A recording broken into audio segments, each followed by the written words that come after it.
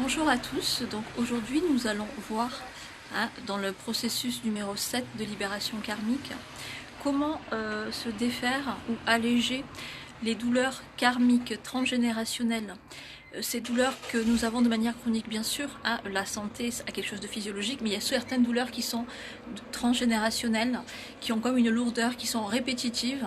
Nous savons que le mal a dit, c'est la maladie, mais c'est au-delà des émotions, parfois des poids karmiques que nous portons. Par exemple, lorsqu'on a souvent des douleurs au niveau, excusez-moi, il y a du soleil, ça me gêne, au niveau donc du chakra racine, c'est qu'on porte des douleurs familiales, des poids familiales, des secrets, des choses qui nous ont, où on a endossé une certaine responsabilité. Dans les vies passées, lorsqu'on est souvent oppressé au niveau de la gorge, lorsque ça ne se dénoue pas,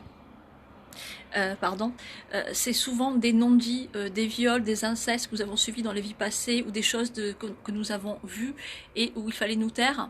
On peut également avoir des douleurs au niveau donc de la tête, des céphalées, des douleurs chroniques, qui sont parfois des mémoires enlourdies, des intuitions qu'on n'aurait pas dû avoir, des expériences qu'on a fait interdites dans nos karmas, dans notre karma, dans nos expériences karmiques.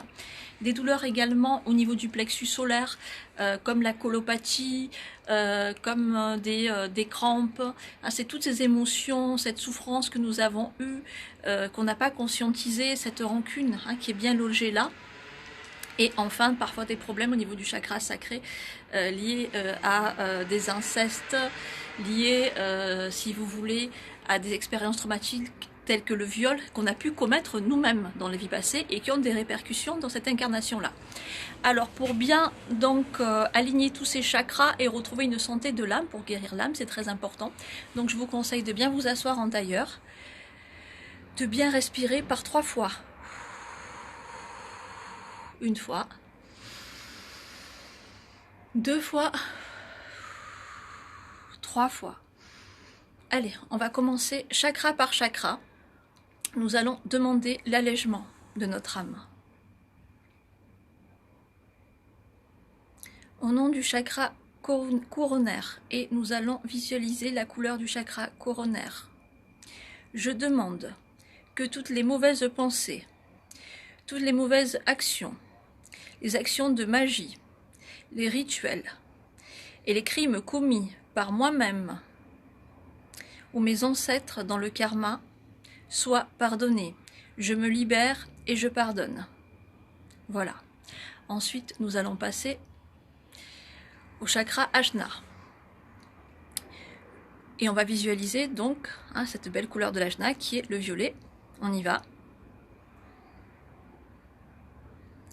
Je demande à ce que mes rêves soient doux, à ce que chaque crime, chaque action magique, chaque douleur soit transcendée dans la lumière et que chaque message qui me soit canalisé soit un message d'amour, porteur de paix, porteur de positivité et non de prévision alarmiste, afin que je puisse soigner mon âme, mes douleurs et celles des autres.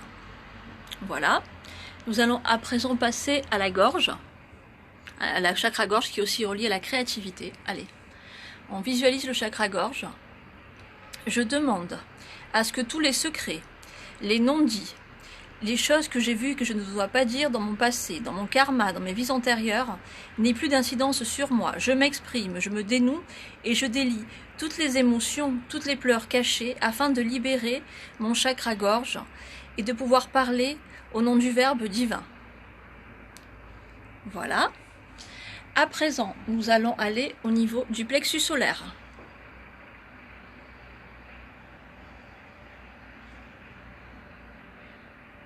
Je renais à ma santé parfaite.